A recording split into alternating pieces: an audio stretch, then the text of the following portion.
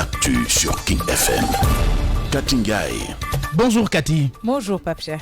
Selon le dispositif rapide protection de la banlieue, 61 cas d'enfants perdus ont été signalés, dont 11 filles et 45 garçons. Daniel, l'une des responsables de rapide protection, fait savoir que ces enfants perdus entre le 1er et le 10 juin sont des enfants en danger. Le ministre de la Justice a annoncé l'ouverture d'une enquête complète sur l'ensemble des faits allégués dans le reportage de la BBC sur les découvertes pétrolières au Sénégal, suite notamment à la publication sur les réseaux sociaux d'un rapport de l'inspection générale d'État portant sur le même sujet qui n'a pas encore été remis au président de la République. Selon l'Observateur, le palais soupçonnerait Nafingom Keïta d'avoir divulgué ce rapport suite au reportage de la BBC. La polémique est toujours présente. Plusieurs déclarations sont notées de la part du gouvernement, de la population, de l'opposition entre autres. Après la sortie de la plateforme Aar Li Ñu Bokk qui appelle un grand rassemblement pacifique le 14 juin pour exiger la lumière sur la gestion du pétrole. Cette fois-ci, c'est au tour d'Abdoul Mbaye, Thierno Alassane Tall et Mamadou Lamine Diallo qui feront face cet après-midi 16h à la presse, nous informe les Échos.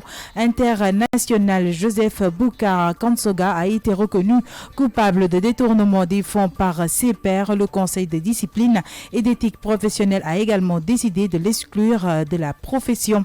Sport, la sélection nationale de football du Sénégal qui est en Espagne depuis samedi pour sa deuxième phase de préparation à la CAN en Égypte 2019 va passer sa première phase de test en match amical contre une équipe locale ce mardi au complexe Pinatar Arena Football Center. Et pour mettre un terme à ce flash, nous vous proposons d'écouter la nouvelle chanson de la chanteuse Adam Sen en featuring avec Thielo Samayon, un titre qui est une reprise de la chanson Sur ma route de Black M.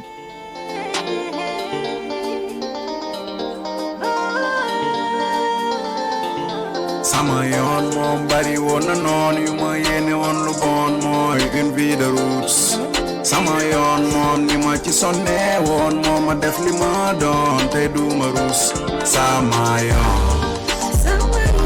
sur ma route. Ensuite la version wolof.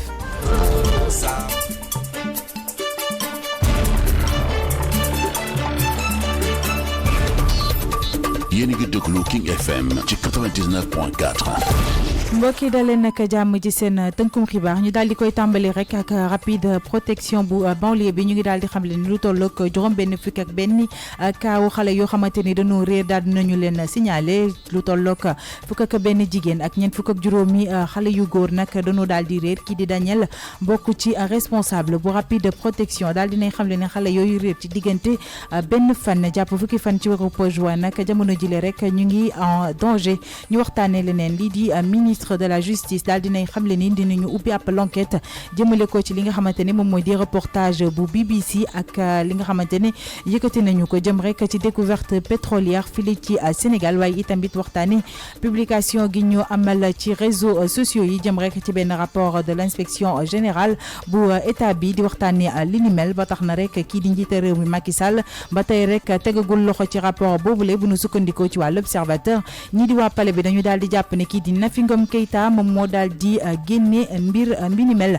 Reportage BBC bi la ñuy desandi ba tey ji coow la ma ngay wéy nag ku ci nekk di génn rek di yëkkati ay kàddu ci li nu mel. waa gouvernement gi population bi waaye itamit ñi nga xamante ni ñoom ñoo di kujje gi ñii di plateforme Aar Li Ñu Bokk ba nu génnee jàkkaarloo taskatu xibaar yi di woote rek ab rassemblement pacifique ñi ki fukki fan ak ñeent ci weeru juin ngir ñu indi ay leeral rek jëm rek ci ni ñuy doxalee ci wàllum pétrole bi la yoon rek kii di Abdoul Mbaye, Thierno Alassane Tall ak itam Mamadou Lamine Diallo dinañ daal di jàkkaarloog taskatu xibaar yi ni ki tey ñeent waxtu ci ngoon bu nu sukkandikoo ci journal Les Échos.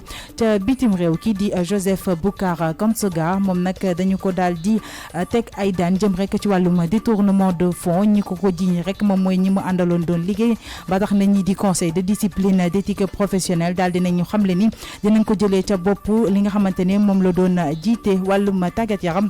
sélection nationale de football bu Sénégal ñu ngi fule ca Espagne ngir waajal rek ñaareelu phase préparation jëm ca CAN Égypte bu 2019 bi la yoon rek dinañ daal di amal ab match amical ak benn équipe boo xamante ne ma nga ca foofe niki talaata foofu ca complexe Pinatar Arena Football Center. ñu jeexal rek tënkum xibaar yi ak wéy bu bees bu Adam Sen mu ngi ci daal ànd ak ki nga xamante ne moom moo di Thielo muy sama yoon.